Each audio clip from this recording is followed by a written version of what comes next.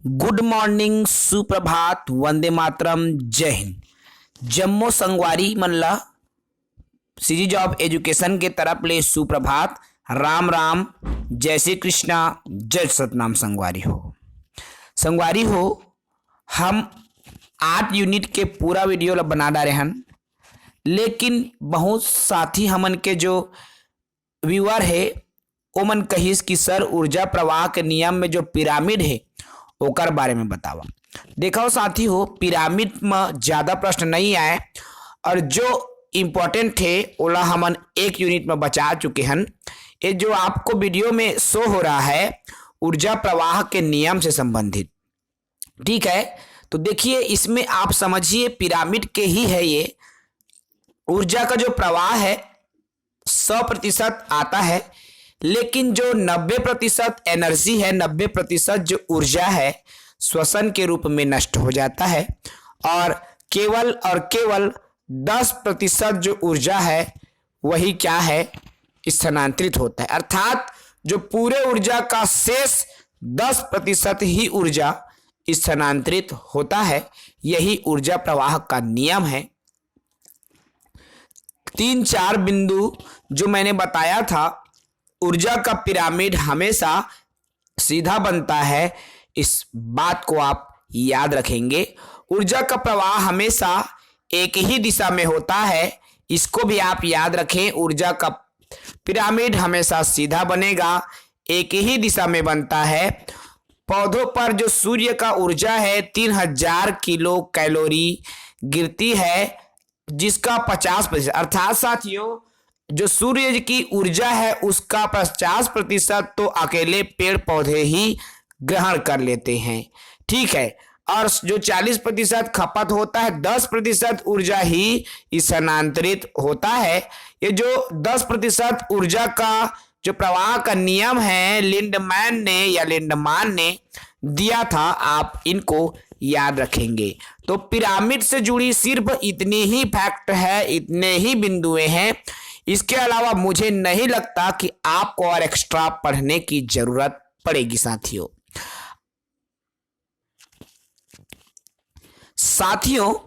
आज की जो क्लास है उसमें हम SCERT और NCERT के नोट्स को लेकर चलेंगे। कक्षा 3री से 5वीं तक ये जो नोट्स है साथियों, यहीं से आपका पर्यावरण अध्ययन के शिक्षण शास्त्र में प्रश्न आता है। उन्हीं को हम इस वीडियो की क्लासेस में कंप्लीट करेंगे। तो चलिए बिल्कुल देर न करें, NCERT जो नोट्स में कुछ महत्वपूर्ण फैक्ट है उन पर आए साथियों। तो एक चीजें हैं जो याद रखने योग्य हैं, पौधों की पहचान, ठीक है। जो पेड़ पौधे हैं उनकी पहचान कैसे होती है, तो एक तो जो पुराने जमाने के लोग हैं साथियों, हमार कका बाबा मन सबे जानता हो, जे पुराना आदमी री से पुराना दई दादा है, डोकरा बाबा है, हमार दादी है, पर दादी है, आप सबे घर में रथे, ओला पूछिया कि वो पेड़ पौधा के पहचान कैसे करते, तो वो बताएगा साथियों कि पत्तियों को देख करके हम जान लेते हैं कि यह फलाना पेड़ का पौधा है। फूलों को देखकर बता सकते हैं, फलों को देखकर बता सकते हैं, लंबाई और तने की मोटाई से भी हम पौधों की जो पहचान है कर सकते हैं। इसको आप याद रखें। इसके बाद में आता है पशु पक्षी व कीटों की जो पहचान है वो कैसे करें। कीड़े मकोड़े हैं और पशु पक्षियां हैं, उनकी पहचान तो देखिए शरीर की बनावट से हम उसकी पहचान करते हैं, है ना। किसका शरीर कैसा है उसके हिसाब से हम जान लेते हैं कि ये फलाना जानवर है, ये शेर है, ये भालू है ना। उसके रंग को देखकर हम पहचान कर सकते हैं, उसकी पंखों को देखकर हम बता सकते हैं, उसके पंजे, उसके चोंच कैसे हैं उनको भी हम देखकर, उनके बोली को देखकर हम बता सकते हैं। यदि वह कू की आवाज करती है तो कोयल है, काव काव की आवाज करती है तो वो कौवा है, हम उनके बोली से भी क्या है उनको पहचान सकते हैं, ठीक है। इस तरह से पशु पक्षी की भी पहचान की जाती है। अब ये जो भोज्य पदार्थ हैं उनके क्या लाभ हैं, हम जितने भी बता रहे हैं साथियों, आज का जो टॉपिक है SCERT को लेके चल रहे हैं। SCERT छत्तीसगढ़ पाठ्य पुस्तक निगम, ठीक है, उसी के नोट्स को लेकर हम चल रहे हैं। मैं स्पेशल तीसरी, चौथी और पांचवी के पुस्तक को पढ़कर ये फैक्ट निकाला हूं साथियों। ठीक है, देखिए भोज्य पदार्थ के क्या क्या लाभ हैं। तो यह हमें कार्य करने की ऊर्जा या ताकत देती है ना। आप देखना, आप एक दिन भोजन नहीं करोगे, उपवास रहते हैं, फास्ट रहते हैं, तो शाम को आपको बहुत ज्यादा कमजोरी महसूस होती है। आपको ऐसा प्रतीत होता है, ऐसा फील होता है साथियों कि मुझ में ताकत ही नहीं बची है।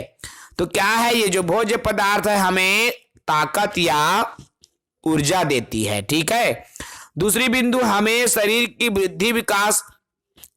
तो भोजन अगर सही पोषण आहार मिलेगा तो हमारे शरीर की वृद्धि भी होगी, विकास भी होगा। शारीरिक विकास जो है, अच्छे भोज्य पदार्थ का हम सेवन करेंगे तो शारीरिक विकास भी होती है। ठीक है, अगली बिंदु इसमें है, देखिए हमें रोगों से बचाता है। भोज्य पदार्थ जिसमें विटामिन मिलता है, तो विटामिन ऐसा पदार्थ है जो कि न्यूनतम रोगों से हमारी रक्षा करता है। आप सभी ने अपने शरीर की देखभाल वाला जो यूनिट पढ़ा है उसमें हमने ऑलरेडी विटामिन के बारे में आप सभी को बताया है, आप सभी साथी जान रहे हैं। भोज्य पदार्थ के प्रकार की हम बात करें साथियों, तो देखिए यहां पर 3 प्रकार जो आपको स्क्रीन पर शो हो रहा है। एक तो ऊर्जा देने वाला भोज्य पदार्थ, दूसरा वृद्धि और विकास करने वाला भोज्य पदार्थ, और तीसरा रोगों से बचाने वाला भोज्य पदार्थ। ठीक है, अब ये जो ऊर्जा देने वाले भोज्य पदार्थ में क्या क्या आता है, तो गेहूं, चावल, चीनी, तेल, ये सभी जो भोज्य पदार्थ हैं हमारे शरीर को ऊर्जा देता है, हमारे शरीर को ताकत देता है, क्योंकि इन पदार्थों में हमें कार्बोहाइड्रेट मिलती है और वसा मिलती है। ठीक है, तेल से वसा मिलती है, गेहूं चावल से कार्बोहाइड्रेट मिलता है, आप सभी साथी जान रहे हैं। ठीक है, वसा तेल से मिलती है और कार्बोहाइड्रेट चावल और गेहूं से हमें प्राप्त होती है। दूसरा है इसमें वृद्धि या विकास करने वाले भोज्य पदार्थ। तो देखिए अब शरीर की जो वृद्धि करता है, उनका विकास करता है, तो ये दाल है, दूध है, इनसे हमारे शरीर में वृद्धि होता है, क्योंकि ये दो दाल है, दूध है, उनसे प्रोटीन मिलती है। क्या मिलती है साथियों, तो दाल है, दूध है, इनमें प्रोटीन की मात्रा होती है और प्रोटीन शरीर की वृद्धि करने में सहायता करता है। ठीक है, उसके बाद थर्ड बिंदु जो आता है, रोग से बचाने वाला भोज्य। ठीक है, अब कौन से भोज्य पदार्थ है जो रोगों से हमें बचाता है, तो विभिन्न प्रकार के जब आप फल खाएंगे तो फल क्या है, औषधीय हो रहता है। ठीक है, उसमें औषधीय गुण रहते हैं, इसीलिए क्या करता है, यह रोगों से हमें बचाता है। ठीक है, विभिन्न प्रकार के सब्जी, जैसे मान लीजिए करेले की सब्जी हम बोल लें, तो करेले की सब्जी क्या है, रोगों से बचाते। इसी प्रकार से बहुत सारे सब्जियां हैं जो कि रोगों से बचाने में मदद करता है, इसमें विटामिन मिलता है। पालक हो गया, है ना, बहुत सारे सब्जी। तो इस तरह से ये जो भोज्य पदार्थ के 3 प्रकार हैं और तीनों को आप अच्छे से समझ सकते हैं। ठीक है साथियों, बात करें सांप के बिल की, तो देखिए सांप अपना रहने के लिए स्वयं नहीं, घर जो सांप का जो बिल होता है ना साथियों, वे स्वयं बिल को नहीं बनाता। याद रखना इस बात को, सांप कभी भी अपना बिल नहीं बनाता, बल्कि वह बेजा कब्जा करता है। क्या करता है, बेजा कब्जा। ये चूहे या खरगोश के बिल में ही घुस जाता है। जैसे हम लोग किए रहते हैं ना, बेजा कब्जा, कई जगह खाली जमीन, सरकारी जमीन पड़ा रहता है, वहीं पे जाकर बसने लगते हैं। ज्यादातर आप देखेंगे गांव देहात में ये सब ज्यादा देखे पर मिलते, हाँ ना संगवारी हो। तो ये जो सांप होता है, ठीक है, वो अपन के बिल ला खुद नहीं बनाए, चाहे वो तो चूहा के मुसवा के बिलवा मरे थे, खरगोश के बिल मरे थे, अपन नहीं बनाए, आने जेकरे पास है तेकरे बिल में जाके घुसर जाते और वही में रहना स्टार्ट कर देते। ठीक है, तो ये सांप का जो बिल होता है। अब इसमें एक और फैक्ट याद रखें, मोटर वाहन जो एक्ट धारा 134 लगता है, मोटर वाहन जो एक्ट है उसमें धारा 134 लगता है। तो देखिए मोटर वाहन एक्ट की धारा 134 कहता क्या है साथियों, जिसकी गाड़ी में दुर्घटना हुई है उसका दायित्व है कि वह घायल को डॉक्टर के पास, मान लीजिए आप कार चला रहे हो, रास्ते में किसी को ठोक दिए, ठीक है, तो आपका ये उत्तरदायित्व है कि आप उस व्यक्ति को जिसका एक्सीडेंट हुआ है उसे हॉस्पिटल ले जाएं, डॉक्टर के पास ले जाएं और इसकी जो जानकारी है पुलिस को दें। ठीक है, ये धारा 134 में उल्लिखित है, मोटर वाहन जो अधिनियम है, तो इसको आप बिल्कुल याद रखें, यहां से क्वेश्चन बन सकता है। एक मिश्र धातु और उसका संगठन, यहां से भी बेसिक क्वेश्चन आ सकता है। ये दोनों चीजें लगातार किसी न किसी एग्जाम में आते रहते हैं साथियों, इसीलिए हमने सिर्फ इन्हीं दो को लिया है। एक तो होता है पीतल, तो पीतल किन किन धातुओं से मिलकर बना होता है, तांबा और जस्ता। ठीक है, ये जो पीतल है तांबा और जस्ता से मिलकर बना होता है। और दूसरा आता है कांस, कांस जानते हैं, तो तांबा और टीन से मिलकर ये जो कांस है वो बना होता है। अब ये दोनों फैक्ट को आप बिल्कुल याद रखें, पीतल तांबा और जस्ता से बनता है, कांस तांबा और टीन से मिलकर बनता है। ठीक है, ये दोनों मोस्ट इंपॉर्टेंट फैक्ट है, इनको बिल्कुल आप याद रखें। यहां से भी क्या होता है साथियों, जो क्वेश्चंस हैं आपके वो बनते हैं। ठीक है, चलिए अब हम देखें एनसीईआरटी के नोट्स को। ठीक है, एनसीईआरटी जो कि सीबीएसई पाठ्यक्रम रहता है, ये जो एनसीईआरटी में तीसरी, चौथी और पांचवी जो मैं बताने जा रहा हूं, ठीक है, ये आपका सीटेट की परीक्षा में आता है साथियों। हमने सीजी में इसलिए रखा हुआ है क्योंकि पर्यावरण में भी एक दो प्रश्न कभू कभार टपक जाते हैं, कई बार टपका हुआ है, तो बिल्कुल आप लोगों के सामने कोई चीजें छूटे नहीं, इसीलिए हम इसको भी इंक्लूड किए हुए हैं हमारे जो हैंड राइटिंग नोट्स बना हुआ है उसमें। तो चलिए कक्षा तीसरी एनसीईआरटी के पुस्तक में आते हैं, ये कक्षा तीसरी का है। तो देखिए पर्यावरण के पाठ्यक्रम में 6 विषय को शामिल किया गया है। एनसीईआरटी के जो पर्यावरण का पुस्तक जो बनाया गया है उसमें 6 विषय को लेकर बनाया गया है। एक तो है परिवार और मित्र, दूसरा भोजन को लेके, तीसरा पानी, चौथा आवास, पांचवा यात्रा और छठवा चीजें बनाना व करना। अब देखो इन 6 को मैं जो पढ़ा था शिक्षक भर्ती में साथियों, ये जो ट्रिक है, आप चीज भोया, आप चीज भोया, आप चीज भोया, आप चीज भोया, आ से आवास, प से पानी, ची से चीजें बनाना व करना, ज से जल, भो से भोजन और या से यात्रा। तो इस तरह से ये 6 पॉइंट्स को आप याद रखें, यहां से प्रश्न बन चुका है, सीटेट की परीक्षा में बन चुका है साथियों, भूलना नहीं है। दूसरी बिंदु, एनसीएफ 2005 के अनुसार कक्षा पहली और दूसरी में पर्यावरण अध्ययन को एक विषय रूप में नहीं पढ़ना है, बल्कि एक कौशल है, जो कि यदि हम भाषा पढ़ा रहे हैं, गणित पढ़ा रहे हैं, तो उसी के साथ जोड़ के पर्यावरण को पढ़ाना है। उसके लिए पहली और दूसरी में एक विषय नहीं होती। ये छत्तीसगढ़ में भी लागू है।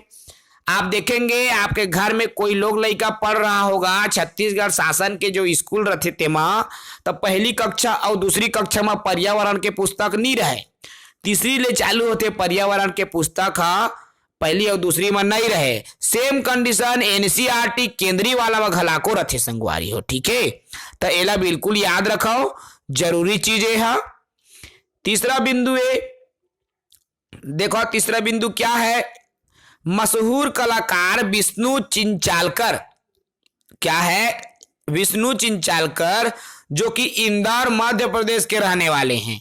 ये जो सूखे पत्तों से बढ़िया चित्र बनाते हैं, सूखे सूखे पत्तों को काट कर चित्र बनाने की जो कला, आकृति बनाने की कला है, विष्णु चिंचालकर में थे, जो कि इंदौर मध्य प्रदेश के रहने वाले हैं, बहुत ही मशहूर हैं। उसके बाद बिंदु है, देखिए, पर्यावरण के प्रति बच्चों में लगाव लाने के लिए हमें बच्चों को किसी भी एक पेड़ से दोस्ती बनाने को कहना चाहिए। देखिए, यदि आपका विद्यालय बड़ा है साथियों, यदि जे स्कूल में चाहे तुम सरकारी में पढ़ात हो चाहे प्राइवेट में पढ़ात हो, या अभी छत्तीसगढ़ में शिक्षक भर्ती होना है, तेमा यदि तुमन गुरुजी भी बन जा, मैडम भी बन जा, संगवारी हो, तो का करना है, एक पेड़ अगर लगा तो मान लेवा तो 2 लड़का जैसे वो में रखना है, तोरा पूरा जिम्मेदारी देवा, 5वीं तक के पढ़त ले ओकर लड़का से ही सेवा जतन करे, यह का है ओकर देखभाल करे, ओकरा बारीकी से देखे। एनसीईआरटी में ई चीज के उल्लेख है। एमा होते का है, जो बालक है उनकी रुचि बढ़ेगी, ठीक है, लोग लड़का की तरह उसकी सेवा करेगा, तो है ना। एक बिंदु है, देखिए, लोक कविता गीत सुनने से बच्चों में अपने समुदाय के ज्ञान और कला के प्रति उसका लगाव बढ़ेगा। देखिए, आप सभी जान रहे हैं कि सबके समाज में कोई न कोई सामाजिक गीत होता है जो कि उसकी लोक कला, वहां की संस्कृति को बताता है, ठीक है। तो जब बालक उनको सुनते हैं तो उनको भी क्या है, उसकी कलाओं की, संस्कृति की ज्ञान होता है, तो इसको भी बढ़ावा मिलना बेहद जरूरी है, ठीक है। छठवां बिंदु है चूहों। देखिए, चूहों में देखने की, देखिए चूहा के बारे में क्या कहा गया है एनसीईआरटी के पुस्तक में,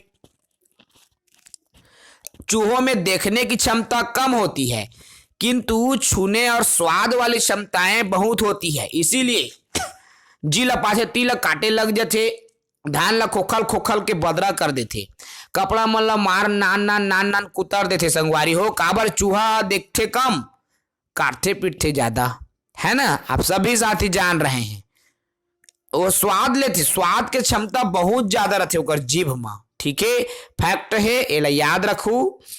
गांधी जी की जो 150वीं वर्षगांठ के लिए स्वच्छ भारत अभियान की जो शुरुआत हुई है, स्वच्छ भारत अभियान की शुरुआत कब हुई, तो गांधी जी के 150वीं वर्षगांठ में एक जो शुरुआत है हो रही, ठीक है।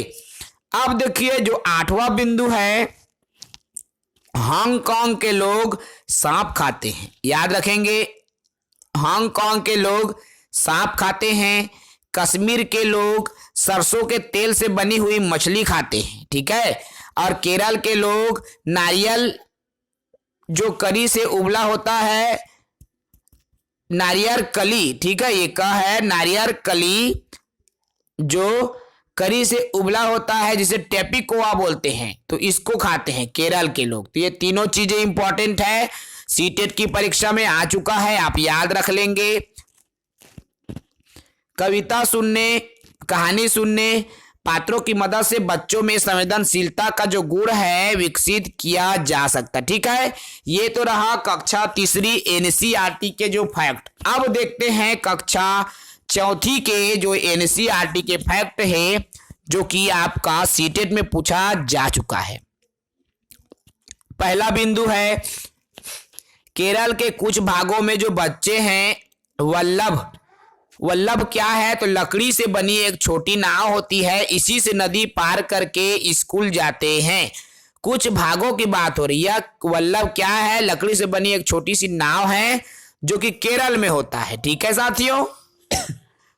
दूसरी बिंदु है, जिन जानवरों के कान बाहर की ओर दिखाई देते हैं और उनके शरीर पर बाल होते हैं, वे बच्चे पैदा करते हैं, याद रखेंगे। जिन जानवरों के कान बाहर की ओर होते हैं, दिखाई देते हैं और उनके शरीर पर बाल होते हैं, वे बच्चे पैदा करते हैं, और जिन जानवरों के कान बाहर की ओर दिखाई नहीं देते, जिनके सिर पर बाल नहीं होते, वे प्रायः अंडे देते हैं। ये फैक्ट है, सीटेट की परीक्षा में आ चुका है, याद रखेंगे। हाथी से जुड़ी फैक्ट है, ये भी आपके परीक्षा में आ चुके हैं सीटेट के। क्या फैक्ट है? एक बड़ा हाथी एक दिन में 100 किलो से भी ज्यादा पत्ते और झाड़ियां खा जाते हैं। फैक्ट है, एक जो बड़ा सा सियान हाथी है 100 किलो से भी ज्यादा पत्ता और झाड़ियां खा लेते हैं। हाथी केवल 2 से 4 घंटे ही सोता है। ये दूसरा फैक्ट है हाथी से जुड़े। हाथी सिर्फ 2 से 4 घंटे ही सोते हैं। हाथी हमेशा झुंड में ही घूमते हैं। ठीक है, इसको भी आप याद रखें, हाथी हमेशा झुंड में ही घूमते हैं। इन हाथियों के झुंड में केवल हाथिनियां और उनके बच्चे ही रहते हैं। देखो, हाथी नहीं, केवल हाथिनी रहती है और उनके बच्चे रहते हैं। ठीक है, अब झुंड की सबसे बुजुर्ग जो हथिनी रहती है उसी झुंड की मुखिया होती है, नेता होती है। एक झुंड में 10 से 12 हथनियां और उसके बच्चे होते हैं, इनसे ज्यादा नहीं हो सकते। मिनिमम 10 से 12 हाथनियां और उनके बच्चे हो सकते हैं। ठीक है, हाथी से जुड़ी एक और फैक्ट क्या है? तो हाथी 14 से 15 साल तक ही झुंड में रहते हैं और जब वह 15 से ज्यादा उसकी एज हो जाती है उम्र, तो फिर झुंड को छोड़ देते हैं। ठीक है, 3 माह की उम्र का जो हाथी का बच्चा है उनका वजन 200 किलो होता है। बहुत ज्यादा वजन है साथियों। जो 3 महीना के लड़का हाथी रहते तेकर वजन है 200 किलो रहते। ठीक है, हाथी है परेशानी आने पर एक दूसरे की मदद करते। देखिए, किसी भी एक को यदि परेशानी आती है तो दूसरे हाथी क्या करते हैं? उसकी मदद करते हैं। ठीक है, और झुंड में सभी फैसले जो बुजुर्ग हाथनी होती है, ठीक है, वो सभी फैसले झुंड की वही लेती है, वही मुखिया होती है। याद रखेंगे हाथी से जुड़े फैक्ट। अब देखें, रेगिस्तान में एक ऐसी जगह है जो कि हमेशा हरा भरा रहता है। ऐसा क्यों? क्योंकि वहां के पेड़ को काटे नहीं जाते।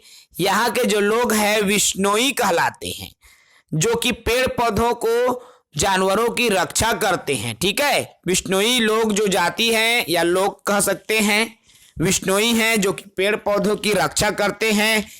इसीलिए वहां के पेड़ पौधे हरे भरे हैं। वरना आप सभी ने सुना होगा रेगिस्तान मतलब रेते चरेते, ददरे ऐसे कथन है ना। ता रेगिस्तान मतलब भले ही रेते चरेते, वहां पानी नहीं मिले कथन, लेकिन वहां ले एक ठन ऐसे जगह हवा जिहा ला हरा भरा रहते बढ़िया। ठीक है, तो ये सब एनसीईआरटी में देहे हावे संगवारी हो।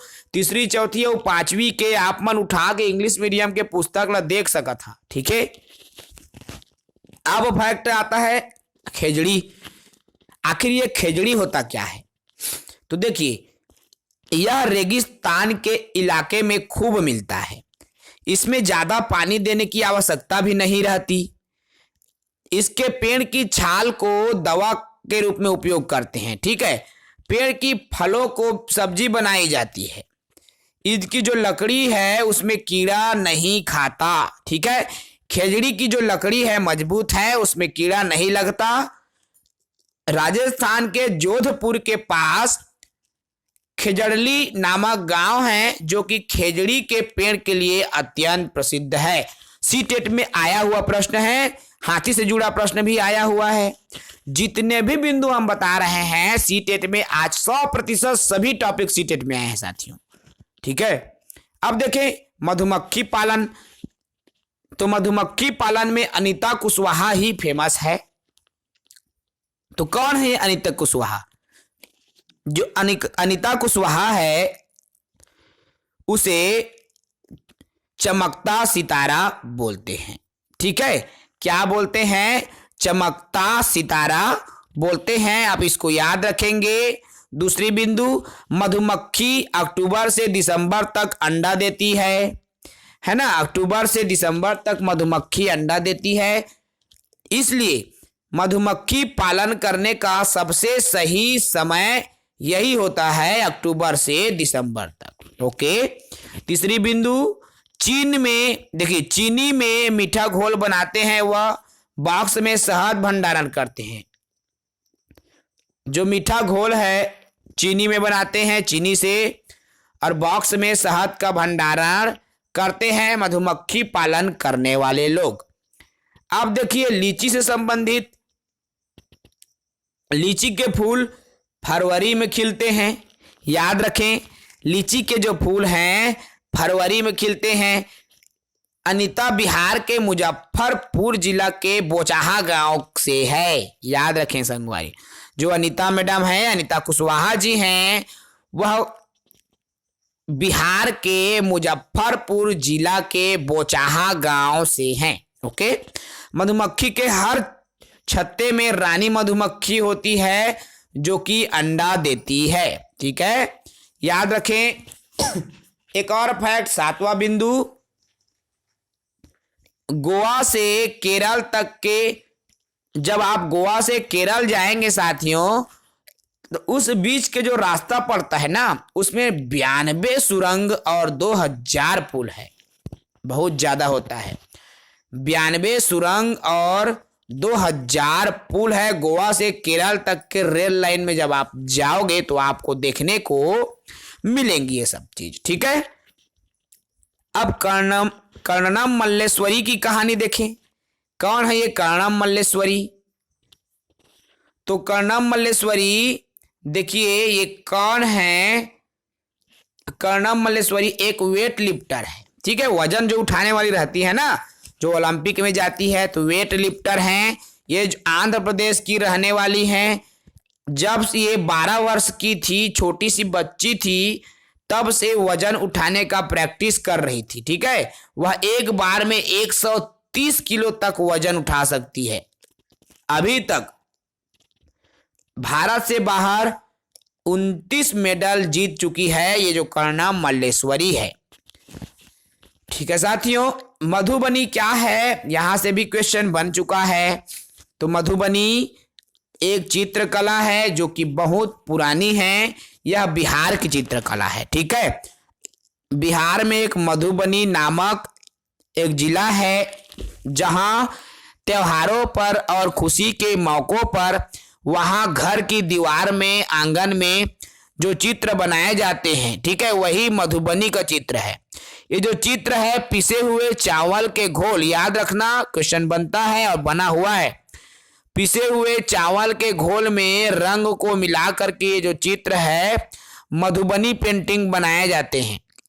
ठीक है साथियों, ये रंग भी खास तरह के होते हैं। इन्हें बनाने के लिए नील, हल्दी फूल, पेड़ों के रंग आदि का जो उपयोग है करते हैं। ठीक है, इसमें चित्र में इंसानों का चित्र बनता है, जानवर, पेड़, फूल, पक्षी और मछलियों आदि के भी जंतुओं के, देखिए जीव जंतुओं के चित्र बनाए जाते हैं मधुबनी पेंटिंग में। ठीक है, ये बिहार के पेंटिंग है जो कि मधुबनी नामक जिला है, वहीं से ये पेंटिंग होती है। एक और फैक्ट याद रखें, उत्तर प्रदेश का जो कन्नौज जिला है इत्र के लिए बहुत ही मशहूर है। यहाँ ट्रकों में भर भर कर फूल लाए जाते हैं। ठीक है, प्याज की खेती, तो देखिए प्याज की जो खेती है, प्याज को जुलाई के महीने में लगाया जाता है। ठीक है साथियों, जुलाई के महीने में प्याज की खेती शुरू करते हैं। 20 दिन में प्याज के पौधे, छोटे छोटे पौधे निकल आते हैं। अब वेलवनिका, जो कि कर्नाटक में प्याज की खेती होती है, खेती की मिट्टी को नर्म करके खूंटी का उपयोग किया जाता है। ठीक है, और दरलिंग से प्याज को दुर्लिंग से अलग करते हैं। ठीक है साथियों, कलचिड़ी को इंडियन रॉबिन कहा जाता है। इसको याद रखें, यहां से क्वेश्चन बना हुआ है। अब कोयल के बारे में देखिए, कोयल की आवाज बहुत मीठी होती है, आप जान रहे हैं। वह अपना घोंसला स्वयं नहीं, देखिए वह अपना घोंसला नहीं बनाती, बल्कि कौओं के घोंसले में ही अंडा देती है कोयल। ये बहुत ही इंपॉर्टेंट फैक्ट है, कोयल अपना घोंसला नहीं बनाती। जो कौवा घोंसला बनाए रहते हैं उसी में अंडे दे देती है। कौवा अपने तो अंडों को सेती है, साथ साथ कोयल के अंडों को भी वो सेने लगती है। ठीक है, अब कुछ पक्षी तथा उनके निवास स्थान के बारे में यहां से क्वेश्चन आता है, मोस्ट इंपॉर्टेंट है। कौवा कहाँ रहता है? पेड़ों की डाल पर। पाखता पक्षी कहाँ रहता है? कैक्टस के कांचों के बीच। कांटा होता है ना कैक्टस के, तो कैक्टस के कांटों के बीच में रखता है पाखता पंक्षी। या मेहंदी के पेड़ में बसंत गौरी कहाँ रहता है? बसंत गौरी जो पेड़ है, चिड़िया है, पक्षी है, पेड़ के तनों में छेद बनाकर रहते हैं। दर्जिन चिड़िया पत्तों को सी लेती है, वह उसी के बीच में बनी थैली में ही अपना घोंसला बनाती है। शक्कर खोरा जो पंछी है, छोटे पेड़ या झाड़ी की डाली में रहती है। ठीक है, अब गाय से जुड़े फैक्ट। गाय के आगे के दांत छोटे होते हैं जो पत्तों को काटने के लिए काम में लाते हैं। ठीक है, और घास को चबाने के लिए पीछे के दांत चपटे और बड़े बड़े होते हैं। ये गाय से जुड़े फैक्ट हैं। बिल्ली से जुड़े फैक्ट की बात करें तो बिल्ली के दांत बहुत ही नुकीले होते हैं जो कि मांस को फाड़ने के काम आता है और उसको काटने के काम आता है। ठीक है ना। सांप से जुड़ी फैक्ट की बात करें तो सांप के दांत अत्यंत ही नुकीले होते हैं, पर यह शिकार को चबा कर नहीं खाता, बल्कि उसे सीधा क्या करता है, पूरा निगल जाता है, लील देते होला, है ना। अब रेगिस्तानी ओक, यहां से क्वेश्चन बनता है क्या है? तो देखिए, रेगिस्तानी ओक ऑस्ट्रेलिया में पाए जाने वाला एक पेड़ है। नाम भले ही रेगिस्तानी ओक है, लेकिन ये ऑस्ट्रेलिया में मिलता है। इनकी जड़ें जमीन के अंदर इतनी ज्यादा नीचे तक जाए रहती है, गहरी, और पानी को जमीन के अंदर जो पानी निकलता है ना, उसी को छू जाए रहता है, उतना अंदर जाता है। जब वहां पानी की कमी होती है ना, तो वहां के जो लोग हैं तने के अंदर पतला सा पाइप डाल लेते हैं और उसी में से पानी निकाल करके पीने लगते हैं। ठीक है। अब पोचमपल्ली क्या है? मोस्ट इंपॉर्टेंट, पोचमपल्ली एक छोटा सा कस्बा है। यहाँ के ज्यादातर लोग जो है कपड़ा बुनाई का काम करते हैं। ठीक है, इसीलिए वहां के जो बुनाई को ही पोचमपल्ली के नाम से जाना जाता है, जो कि तेलंगाना में है। देखिए साथियों, हमारे छत्तीसगढ़ में हम बात करें तो देवांगन संप्रदाय के जो लोग हैं, देवांगन जाति के जो लोग हैं, कपड़ा बुनाई का ज्यादातर काम करते हैं। सीजी में आपको कपड़ा बुनने वाले मिलेंगे, ओडिशा में आपको कपड़ा बुनने वाले मिलेंगे, हमारे आसपास के जो राज्य है। वही आपको तेलंगाना में कपड़ा बुनने वाले लोग मिलते हैं। ठीक है, तो यहाँ क्या है, उसकी कपड़ा को ही हम पोचमपल्ली, उसी के कस्बा है, उसी के नाम से उसके डिजाइन को ही पोचमपल्ली बोल देते हैं। ठीक है साथियों। अब अबू धाबी क्या है? तो देखिए, अबू धाबी में सिर्फ खजूर के पेड़ ही उगता है, चारों तरफ रेत ही रेत है, वहां पानी नहीं, पानी जमीन में भी नहीं रहती, जमीन से सीधा पेट्रोल निकलता है, पेट्रोल पानी से भी सस्ता है। अबू धाबी जो होता है साथियों, वहां जमीन की खुदाई करोगे तो पेट्रोल ही निकलता है, पानी नहीं। वहां पेट्रोल पानी की तरह बिकता है, बहुत ही सस्ता, पानी महंगा है। वहां के रुपयों को दिनार कहा जाता है। ठीक है, जैसे हमारे यहाँ रुपया बोलते हैं, अमेरिका में डॉलर कहते हैं, वैसे ही अबू धाबी में दिनार कहा जाता है, जिसे दिरहम या दिनार कहते हैं। वहां धूप ही धूप होती है। ठीक है। अब आता है मसालों का बगीचा। तो ये मसालों का बगीचा है क्या? तो देखिए, केरल का एक जगह होता है कुट्टन। ठीक है, केरल में एक जगह है कुट्टन, जहां मसालों का बगीचा है। यहां पर तेज पत्ता, छोटी इलायची, बड़ी इलायची, काली मिर्च आदि को उगाया जाता है। ठीक है, यही क्या है, मसालों का बगीचा है, जो कि कुट्टन नामक जगह में होता है। गोवा के बारे में जानिए। तो गोवा में लाल मिट्टी से उगे हुए छोटे छोटे पेड़ पौधे होते हैं, पेड़ और पौधों से ढकी पहाड़ियां होती है। भाषा और उसके बोले जाने वाले राज्य। तो देखिए, केरल के लोग मलयालम बोलते हैं, गोवा के लोग जो है कोंकणी बोलते हैं, महाराष्ट्र के जो लोग हैं मराठी बोलते हैं, गुजरात के लोग गुजराती बोलते हैं, कर्नाटक के लोग कन्नड़ बोलते हैं, और छत्तीसगढ़ के लोग छत्तीसगढ़ी बोलते हैं। छत्तीसगढ़िया सबले बढ़िया। ठीक है। अब देखिए, खाए जाने वाले फूल कौन कौन से हैं? तो एक तो है कचनार, इसको खाते हैं, केले के फूल को भी खाते हैं, सहजन के फूल को भी खाते हैं। रंग बनाए जाने वाले फूल देखिए, गुलदावरी, इसका रंग बनाते हैं, जिनिया, इसके भी रंग बनाते हैं। वीवर पक्षी, देखिए संगवारी हो, ये वीवर पक्षी होता क्या है? वीवर एक ऐसी पक्षी है जिसके नर पक्षी अपने अपने घोंसला बनाते हैं और मादा पक्षी, मादा वीवर घोंसलों को क्या करती है? देखती है। उन्हीं से उसे देखिए बहुत सारे घोंसला बनाते हैं वीवर का जो नर पक्षी है, और मादा पक्षी सबको देखती है और जो उसको अच्छा लगता है उसी में अपना अंडा देती है। ठीक है ना। पशु की त्वचा पर जो डिजाइन बने रहते हैं आप देखे होंगे, तो जो पशु की त्वचा पर डिजाइन होते हैं वह उनकी त्वचा पर उनके बालों के कारण होते हैं। मोस्ट इंपॉर्टेंट, यहां से क्वेश्चन आया है। तो इस तरह से ये 4 यूनिट हो गया। अब हम देखते हैं 5वां यूनिट। देखिए अब हम देखें एनसीईआरटी कक्षा 5। सबसे पहला है जानवरों के गुण। तो जानवरों में देखने, सूंघने, महसूस करने की शक्ति होती है ना। कोई भी जानवर मीलों दूर से शिकार को देख सकता है, हल्की सी आहट को भी वो सुन सकता है। जानवरों में इतनी शक्ति होती है। कान तेज होते हैं साथियों। ठीक है, वो सूंघ कर बता लेता है कि यहां पर क्या हुआ था। ये जानवरों की क्वालिटी है।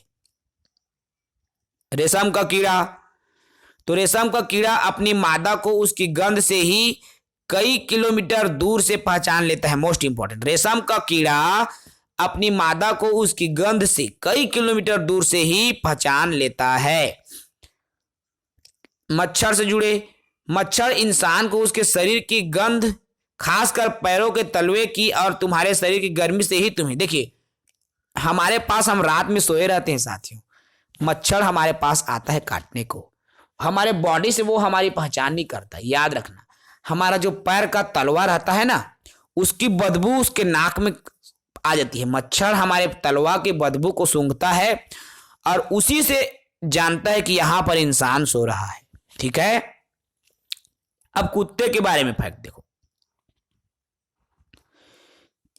एक कुत्ता दूसरे कुत्ते के मल मूत्र के गंध से यह जान लेता है कि उसके इलाके में बाहर का को, देखिए कुत्ता क्या करता है, मल मूत्र है जो पानी पेशाब करते रहते हैं ना, दूसरा कुत्ता मल मूत्र त्यागते हैं, उसी को सूंघ के जान लेगा कि ये मोर इलाका में दूसर पारा के कुकुर आ गए। हाँ ना संगवारी हो, सूंघ के बता दी ही वो मल मूत्रला कि मोर मोहल्ला में पतरी चाटे बाद दूसर मोहल्ला के कुकुर कहाँ ले आ गए। समझे हो? हंसी मजाक है साथियों, लेकिन ये जो फैक्ट है आप उनको बिल्कुल याद रखेंगे। ठीक है ना। देखिए चील, बाज और गिद्ध, चील, बाज, गिद्ध जैसे जो पक्षी हैं 4 गुना ज्यादा दूर से देख पाते हैं। 2 किलोमीटर दूर से जो चीज हमें, देखिए जो चीज हम 2 किलोमीटर दूर से देखेंगे उसे वे लोग 8 किलोमीटर दूर से देख सकते हैं। चील, बाज और गिद्ध में ये क्वालिटी होती है, याद रखेंगे फैक्ट। 6वां बिंदु, रात में जागने वाला जो जानवर है, रात में जागने वाला जानवर हर चीज को सफेद और काली देखता है। देखिए जो जानवर रात में जागता है उसको कोई चीज रंगीन दिखाई नहीं देती। बात करें हम उल्लू की, तो सिर्फ उसको व्हाइट और ब्लैक, सफेद और काला ही दिखाई देता है साथियों। ठीक है, ये भी फैक्ट है, याद रखें। पक्षी के जो कान हैं, तो पक्षियों के कान छोटे छोटे छेद जैसे होते हैं जो उनके पंखों से ढके होते हैं। हमें दिखाई नहीं देता लेकिन उनके कान होते हैं छोटे छोटे। सांप के कान कभी सुना होगा, सांप के भी कान होते होंगे। देखिए सांप के बाहरी कान नहीं होते, जमीन पर हुए कंपन से ही वह सुन, देखिए सांप के बिल्कुल कान नहीं होते। आप जमीन में चलोगे ना तो उसकी जो कंपन है उसकी आहट को ही वो कहना चाहिए महसूस करता है सांप, उनके कान नहीं होते। ठीक है। मछली के बारे में क्या फैक्ट है, तो मछलियां खतरों की चेतावनी एक दूसरे को बिजली की तरंगों से देती है। ठीक है। डॉल्फिन की बात करें तो जो डॉल्फिन है एक तरह की आवाजें, देखिए एक अलग तरह की आवाजें निकालती है और एक दूसरे से बातें भी करती है। जो डॉल्फिन मछली रहती है समुद्र में, आप देखेंगे। स्लॉथ मछली, स्लॉथ मछली के ये क्वालिटी क्या क्या है उसको आप देखें। स्लॉथ क्या है? मछली नहीं है, इसको आप याद रखें। पहले तो भालू जैसा दिखता है लेकिन भालू नहीं है। पेड़ों पर रहता है और पेड़ों पर उल्टे लटक कर एक दिन में 17 घंटे सोता है मस्ती के साथ। स्लॉथ से जुड़ा क्वेश्चन आ चुका है सीटेट में। 17 घंटे स्लॉथ सोता है पेड़ों से उल्टा लटक कर, या जिस पेड़ में रहता है उसी के पत्ते खाकर पलते हैं। ठीक है, ये तब तक उस पेड़ में रहते हैं जब तक उस पेड़ के पत्तियां पूरी तरीके से खत्म ना हो जाए। इसकी जो आयु है 40 वर्ष होती है।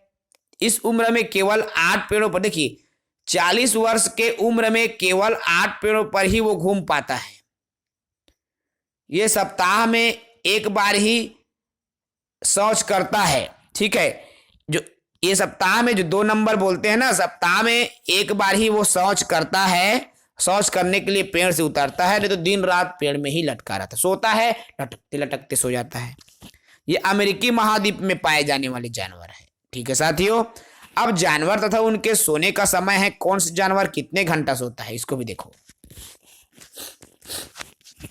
तो गाय 4 घंटे सोता है, अजगर सांप 18 घंटे सोता है, जिराफ 2 घंटे सोता है, बिल्ली 12 घंटे सोता है, और इंसान साथियों 7 से 8 घंटा सोता है। कहूँ कहूँ आलसी रहते ते मन 10-12 घंटा सोते।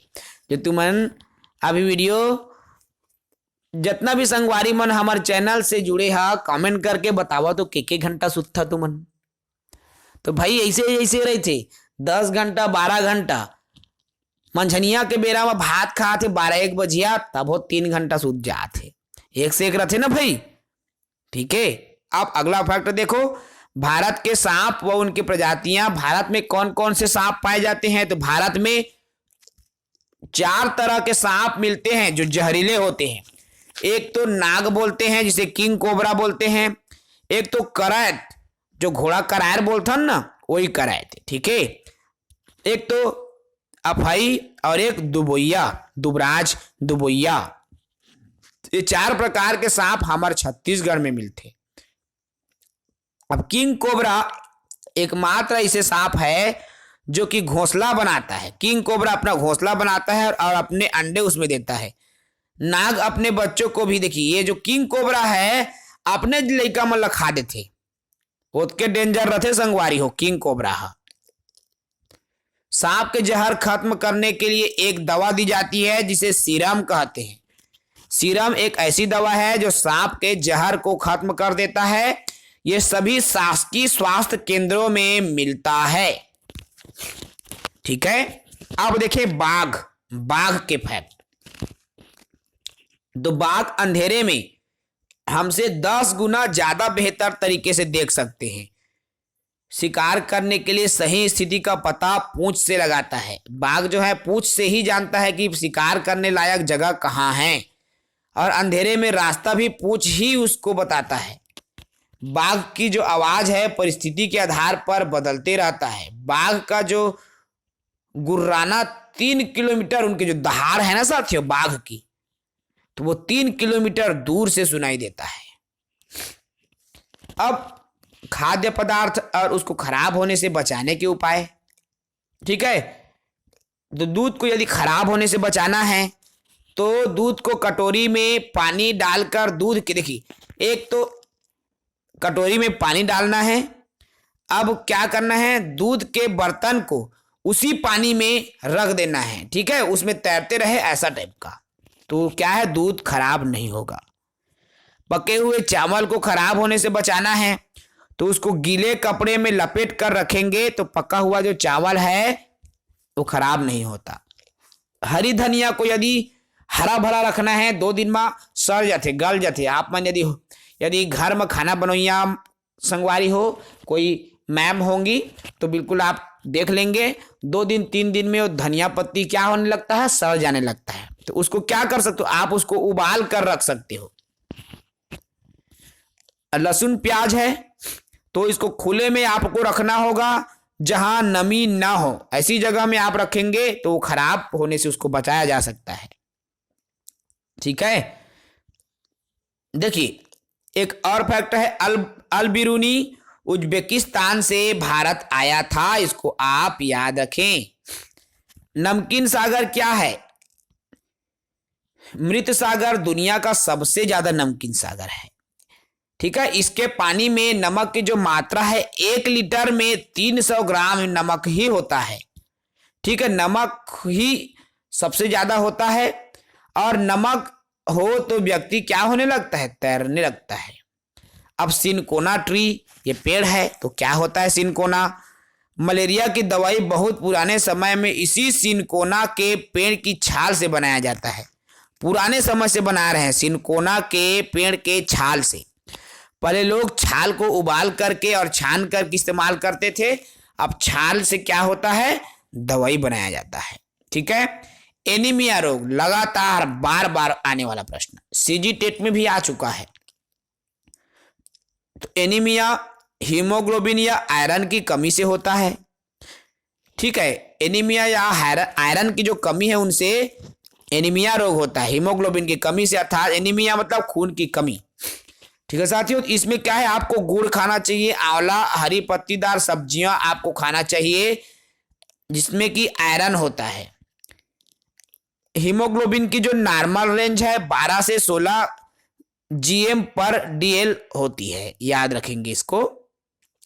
अब मच्छर से होने वाले रोग, डेंगू, चिकनगुनिया, मलेरिया, ये मच्छर से होने वाले रोग हैं। ठीक है, अब सुनीता विलियम का भारत आगमन, देखिए सुनीता विलियम एक अंतरिक्ष यात्री हैं, आप सभी जानते हैं। वह जब पहली बार भारत आई तो उजैरा और शाहमीर जैसे हजारों बच्चों से बातचीत करने का उनको अवसर मिला। अब मुंबई और दिल्ली के बीच की जो दूरी है, ठीक है, मुंबई और दिल्ली तक का जो रास्ता 1400 किलोमीटर है, याद रखेंगे, बहुत बहुत ज्यादा दूर है। लद्दाख का घर कैसा रहता है, तो लद्दाख का घर पत्थर से बनता है, उन पर मिट्टी और चूने से पोताई किया जाता है, लकड़ी का छत या फर्श होता है। ठीक है, चांगप्पा क्या है, तो चांगप्पा क्या है, घुमंतू प्रजाति है जो कि हमेशा एक जगह नहीं रहते। ये लोग भेड़ बकरियां पालने वाले होते हैं, जो कि चांगप्पा जाति है, जनजाति है, जिसे घुमंतू, ये बहुत ज्यादा घुमंतू होते हैं, घूम घूम के खाते हैं, बकरियां चराते हैं। पश्मीना क्या है, एक साल है, साल ओढ़थन ना ठंड के दिन में, वही साल। ठीक है, अब पश्मीना साल में 6 स्वेटरों के बराबर गर्मी, एक साल में 6 स्वेटर के बराबर गर्मी रहता है। यह पश्मीना पहाड़ी बकरियों के खाल से बनता है। कश्मीर का घर कैसा होता है, तो कश्मीर का घर पत्थरों को काट कर बनाया जाता है, लकड़ियों का उपयोग भी किया जाता है। इन घरों की छत जो है ढलवा होती है। ठीक है, बाजरा गुजरात की फसल है। मक्खी के पेट की बीमारी, देखिए मक्खी से पेट की बीमारी होती है, पेट की जितनी बीमारी है वो मक्खी से होती है। जंगल अधिकार अधिनियम 2007, इसको भी याद रखें। तो यह कानून आदिवासियों को जंगल पर उसका हक दिलाता है। ऐसे आदिवासी जो कि 25 साल से जंगल में रह रहे हैं, उनका वहां के जंगल और वहां पैदा होने वाली चीजों पर हक है। ठीक है, उसे जंगलों से हटाया न जाए, जंगल बचाने का काम भी उनकी ही ग्राम सभा करे। अब झूम से खेती क्या है, झूम खेती, यह एक फसल कटने के बाद जमीन को कुछ साल तक आराम करने देते हैं, अर्थात एक फसल कटता है फिर जमीन को 1-2 साल तक नहीं बोते।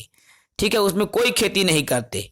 अब उसमें बांस या जो जंगल उग जाता है ना, छोटे छोटे झाड़ी उगता है, उसे उखाड़ते भी नहीं, बल्कि उसको गिरा कर क्या करते हैं, जला दिया जाता है। और उसी राख जमीन के खाद का काम, जो राख जलने से बनता है वो खाद का काम करता है। खेती करने के लिए जमीन को जोता भी नहीं जाता। मिट्टी को हल्के से हिला करके बीज को छिड़क देते हैं।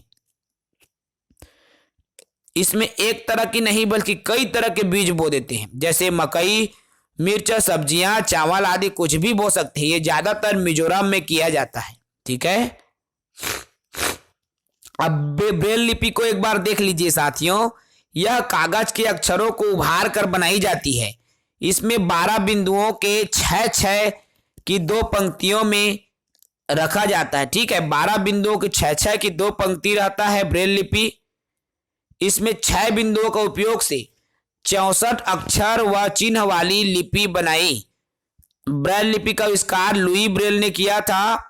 तो लुई ब्रेल ने ऐसी लिपि बनाई जो केवल 15 वर्ष, जब लुई ब्रेल ने इस लिपि को बनाया तो सिर्फ 15 साल का था। ब्रेल लिपि है। ठीक है, तो ये तो रहा साथियों एनसीईआरटी के तीसरी, चौथी, पांचवी, एससीईआरटी के तीसरी, चौथी, पांचवी वीडियो थोड़ा लंबा हो गया है। ठीक है संगवारी हो,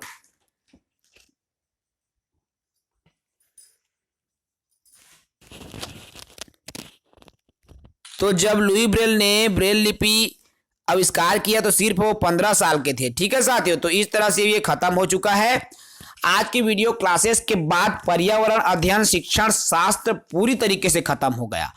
कल का जो सेशन हमारा रहेगा एमसीक्यूज पर रहेगा। हम एमसीक्यूज की क्लासेस कोशिश करेंगे साथियों कि अच्छे से एमसीक्यूज की 2 क्लासेस करें। ठीक है, पर्यावरण शिक्षण शास्त्र पर एमसीक्यूज की 2 क्लासेस हम करें ताकि आपको वो चीजें अच्छे से समझ में आए। इस वीडियो में इतना ही। जय हिंद।